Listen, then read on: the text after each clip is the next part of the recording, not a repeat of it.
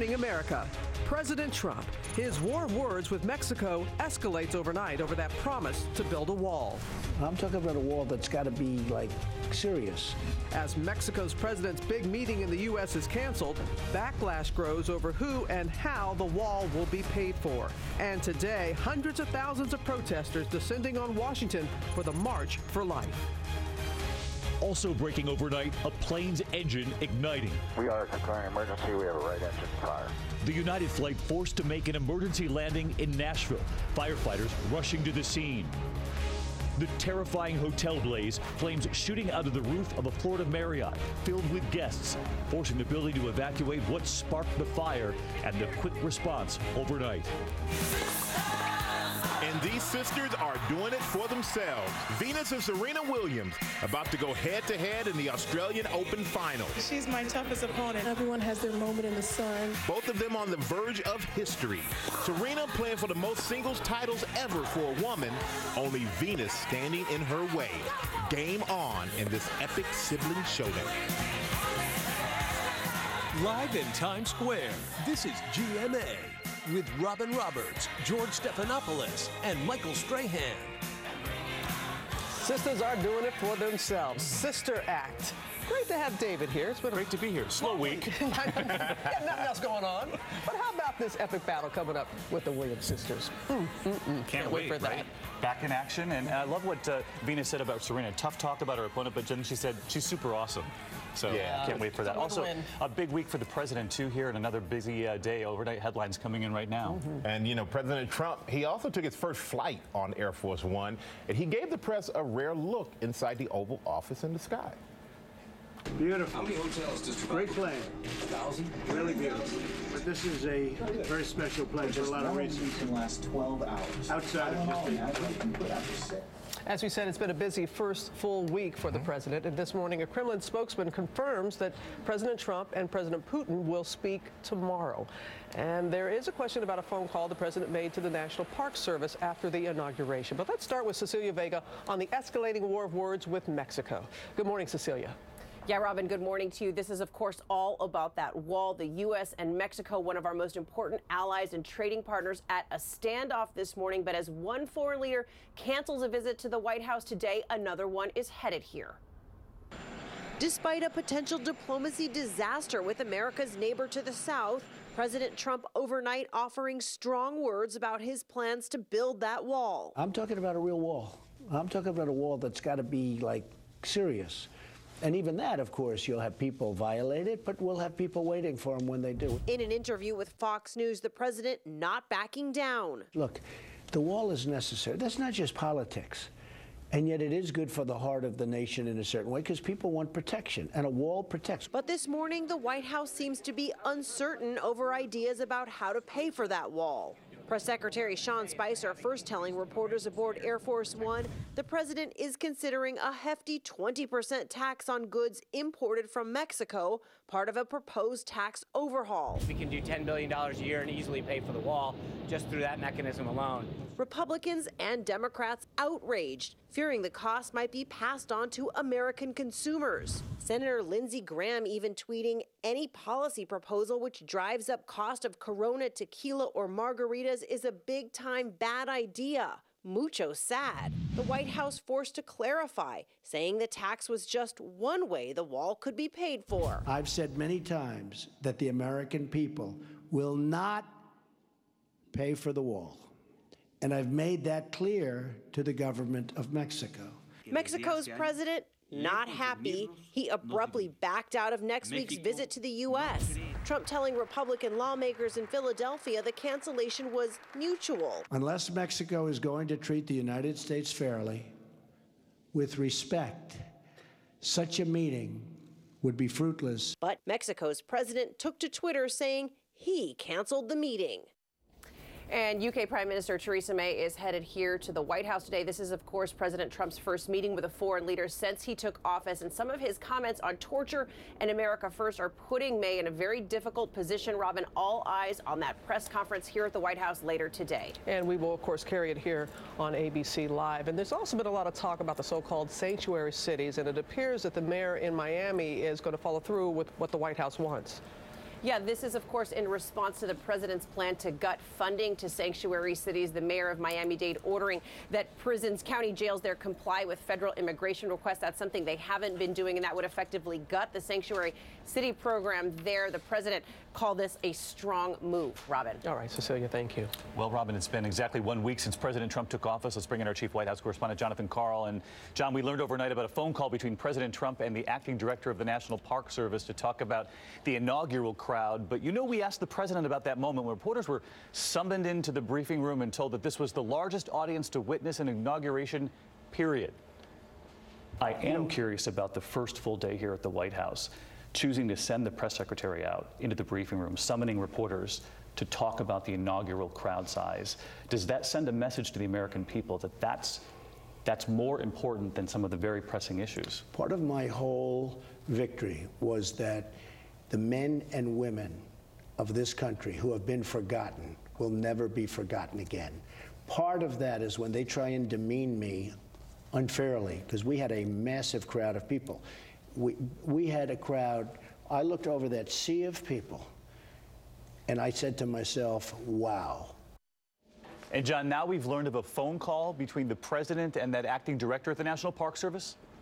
On Saturday morning, David, I mean, just hours after he is sworn in as president of the United States, he's on the phone with the Park Service about those photographs and about the crowd size, looking for evidence that the crowd was bigger. I mean, it's amazing. He probably hadn't even unpacked his bags yet. Remember, he was up late the night before at the balls, of course, his inauguration speech, and this is what he's talking about. But, you know, it's not surprising at all. Donald Trump has been fascinated by his crowds from the start. He has drawn some of the biggest crowds we have ever seen as a presidential candidate. As a matter of fact, if there's one thing nobody should ever doubt, it's Trump's ability to draw a crowd. But it's clearly something he draws energy from and something of an obsession here. But let me ask you about Steve Bannon, President Trump's chief strategist advisor there in the White House.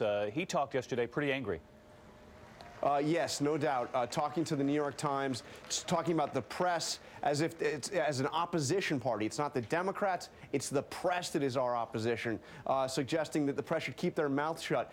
Fascinating, because actually the Trump White House has been very open so far in the first week, giving a lot of access, actually more access than I saw in the Obama administration, to the White House press corps. All right, John. And David, let's bring in now our foreign affairs correspondent, Terry Moran, who joins us this morning from London. And we know about the Prime Minister of the British Prime Minister going to be talking with Donald Trump, meeting with him. That's the first time that a foreign leader will be there talking with our new president. What can we expect, do you think?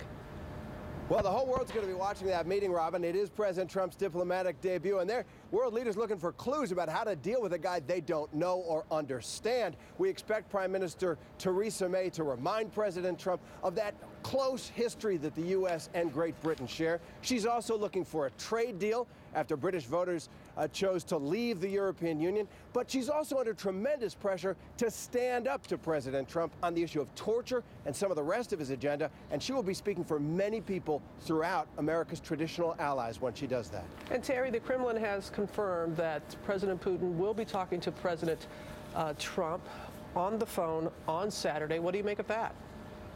Well, this is the first phone call, and it is a big one. The Kremlin is confirming that it will happen tomorrow. They say President Putin wants to congratulate President Trump on his inauguration. They'll discuss a whole range of issues. President Putin wants the end to the sanctions that were slapped on Russia after Russia seized Crimea.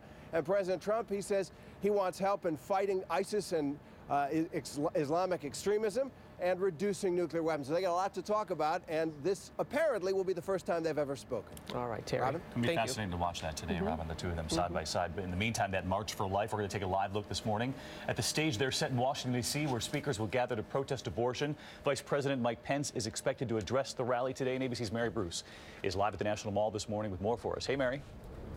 Hey, good morning. Well, in just a few hours, this whole area will be flooded with demonstrators. And this year, they feel they really have something to celebrate. Now that Donald Trump is in office, their wish list could become a reality. They're calling on him to appoint an anti-abortion Supreme Court justice and want to ban federal funding for many abortions. And in a sign of just how powerful this movement is, that headliner here this morning, Vice President Mike Pence. That's right. Windy D.C. there behind you, we can see, Mary. But a lot of focus on this march because, as you know, we asked the president about the other march, the Women's March, the day after he was sworn in. And And we wondered if he senses a responsibility now as president to try to unite the country. Here's what he said. Could you hear them from the White House? No, I couldn't hear them. But the crowds were large. But you're going to have a large crowd on Friday, too, which is mostly pro-life people. You're going to have a lot of people coming on Friday. And I will say this, and I didn't realize this, but I was told, you will have a very large crowd of people. I don't know, as large or larger. Some people say it's going to be larger. Pro-life people. And they say the press doesn't cover them. I don't want to compare crowd sizes again. No, you shouldn't. But let me just tell you, what they do say is that the press doesn't cover them. We saw the marches around the country, and you are their president now. Do you sense the responsibility to reach out now and to unite them? And for those women, men, children who marched, who are watching this, what would you say to them? Well, I do, but I have to also say we just had an election a few weeks ago, and they voted in many cases. In some cases, they didn't vote, I imagine. And we did have an election. With that being said, absolutely I have a responsibility to everybody, including people that didn't vote for Donald Trump. Totally. A responsibility to everybody. But you heard the president there say, Mary, that this crowd could be as large or even larger, talking about the crowd size. Yeah, the president clearly hoping for a big turnout here today. He has high hopes for this march. But, David, these demonstrators have high hopes for him. They want him to follow through. And that is a message they will be making loud and clear here this morning. All David. right, Mary, thanks so much. Thanks to the whole team. And we should say we'll carry that news conference live today. President Trump and the Prime Minister of Britain. The press conference, special report this afternoon right here on ABC. We'll see you for that. Michael. All right, man. Now to that health alert about mumps outbreaks across the country. At least 90 cases in one Washington city. And the CDC says almost half the cases this year are in the state of Arkansas alone. So Dr. Besser is here to talk about that. And Dr. Besser, there's a vaccine against mumps. So, you know, why these outbreaks happen? Yeah, it's a great question. If you get 2 doses of the vaccine, it protects about 88% of people. It's not 100% effective.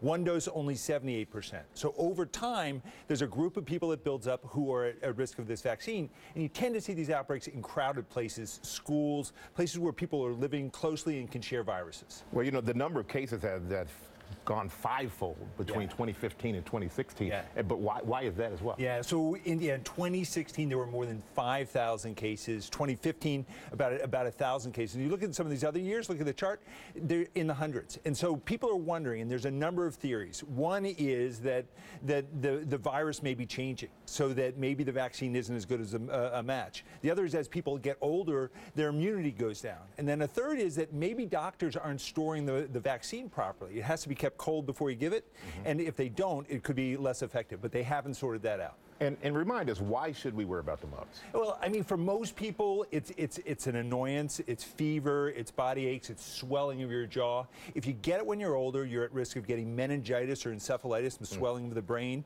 some deafness. It can cause some inflammation of the testes or ovaries. So you really want to get those two doses of the vaccine to reduce your risk as much as you can. All right, thank you, Doc. Watch out for those symptoms. Okay. Now to that mid-air emergency overnight. A plane from Washington, D.C. forced to make an emergency landing in Nashville after a fire broke out one of the engines. Let's go right to ABC's David Curley. He's at Reagan National Airport for us. Good morning, David. Morning, Robin. Some tense moments on that flight into Nashville. The crew declaring an emergency landing as they're approaching because in flight they got a warning of a fire in one of their engines. We are declaring emergency. We have a right engine fire. And be advised, we do have a fire warning, and the fire is still out. We were not able to extinguish it. The flight attendants got on the horn and said, hey, we're going to emergency land. Head down, grab your ankles, head down, grab your ankles, head down. Just kept repeating it. As soon as the jet landed, the doors were open, some stairs were brought up, and the passengers were able to evacuate. And firefighters went to that engine. They sprayed on water and foam. They say there were no flames, but they called it a hot spot in the engine. Nobody was injured, and Mesa Airlines, which operated this United Express flight, says it took that jet out of service. They're going to check the engine, of course, Robin. No, of course, and as you said, thankfully no one was injured. Thanks so much. All right, there were also some frightening moments for people staying at a popular hotel in Tampa, Florida. Take a look at this. Flames pouring from the roof of the Marriott Hotel downtown, forcing hundreds of guests to evacuate. Investigators say debris from construction work likely sparked that fire. No injuries reported. Crews were able to stop the fire from spreading to the inside of the building. And now to the sister showdown. Let's do it. I've been waiting for this. Sisters are doing it for themselves. Venus and Serena Williams, they're hours away from facing off in the Australian Open title match. And ABC's Paula Ferris is here with a closer look at what's on the line. Good morning, Paula. Good morning, Robin. I heard you say, let's do this. That's right. Now, this was the first time the Williams sisters would go head-to-head. It was also at the Aussie Open back in 1998. Look how young they were. Venus was 17, Serena just 16. Big sister won that day, telling Serena afterwards, quote, "I'm sorry I had to take you out." Venus Williams aced her way into tennis history. 11 aces now. Defeating fellow American Coco Vandeweghe in a grueling 3-set battle to become the oldest Australian Open finalist of all time. No need to contain the joy, Venus. Just can't believe it. The only one who can steal her thunder down under is her little sister Serena, who at age 35 cruised her way to the finals with a series of straight set victories. She's my toughest opponent. No one's ever beaten me as much as Venus has. She's basically my world and my life. Venus has been the comeback kid this year after being diagnosed with the career-threatening autoimmune illness 6 years ago. She's now ranked number 17 in the world. Everyone has their moment in the sun. Maybe mine has gone on a while, but I'd like to keep that going. I got nothing else to do, so. The sisters first went head-to-head here at the Australian 19 years ago. Venus won that match, but since then, Serena has a 16-11 all-time advantage. The last time they took each other on in a Grand Slam final, it was Wimbledon in 2009. It is hers. If Serena wins, it will be her 23rd Grand Slam singles title, the most of any woman in the Open era. But can she pull out another victory over the sister she loves so much? I just feel like no matter what happens, we've won because Williams is going to win this tournament. Williams will indeed win that tournament. And just because Venus is 36, and yes, she's the oldest to compete at the Aussie Open final, she has no plans on riding off into the sunset, at least not yet. She recently said she's got her eyes set on playing in the 2020 Olympics in Tokyo. She would be almost 40 years old. Why Go for not? it. Why not? Yeah, exactly. I know, it's so old. Well, we know what Venus is going to do. What about Serena? What's her next move? Well, you know, Serena has a little bling on her finger. She announced her engagement to Reddit co-founder Alexis Ohanian back in December, and she said that she was going to put off planning her wedding until after the Australian Open. I love her ability to compartmentalize. How many brides are able to do that? They get right into wedding planning, but he's been so devoted right there in the stands, cheering her on the whole time. Both Venus and Serena are just in a really good place. You can really tell that. Yeah, they really are. And Venus gives kudos to her younger sister, saying that she has better taste in men. She's able to do. she's. I gotta give her credit. In that Opponents off the court too. Exactly. Right? Hey, that's sisterhood. She knows how to pick them. And tell you what, you can see the Williams sisters face off. You can either stay up late or get up early. It's 3 a.m. Eastern on ESPN. I'm going to be watching. You guys in? I'm in. All right, let's I say stay up late. Party at Robin's. That's it. You're going to have to go to Key West because that's where I'm heading I'll bring the popcorn. You got it. You're in for Ginger, Rob. Yeah, they're in a good place as well. Physically, Australia is summer, of course, not summer here in the States. This is an accident off Lexington and I-75. We do have reports of some freezing rain in spots. Indianapolis back through Cincinnati as well, but the lake effect snow machine is beginning to crank. A lot of these lakes are still warm from the mild January and unfrozen, so we're looking at 1 to 3 feet of snow south of Buffalo, north of Syracuse, right through the weekend, and another couple of shots of cold air right through Monday. Look at these wind chills, teens and 20s. Your weekend getaways now brought to you by Silk. Hey, Becky! Hey, Silk Man! What you doing? Jogging. All right. Hey, you know what goes great with jogging? Protein. New Silk Protein Nut Milk. It's got 10 grams of protein. That's a lot. Oh, Becky, it's the most. Thanks, Silk Man. Gotta run. The door's on the other side. Silk. Tastes like better. And a very good morning, meteorologist Brian Vandegraff. It'll be definitely a cooler feel to the day out there. Temperatures not moving much, mid-40s, and with the breeze, it'll feel like the 30s at times, but good sunshine. Don't forget your sunshades. It's actually going to feel more like it should for later in January. Into the weekend, we keep it cool for both Saturday and Sunday. Sunday, a little clipper system into Monday. Could bring a few flakes, a few flurries into Monday. Monday, only 39, then gradually warming as we head towards the start of February next week. Temperatures in the upper 40s mean rain possibly by next Wednesday.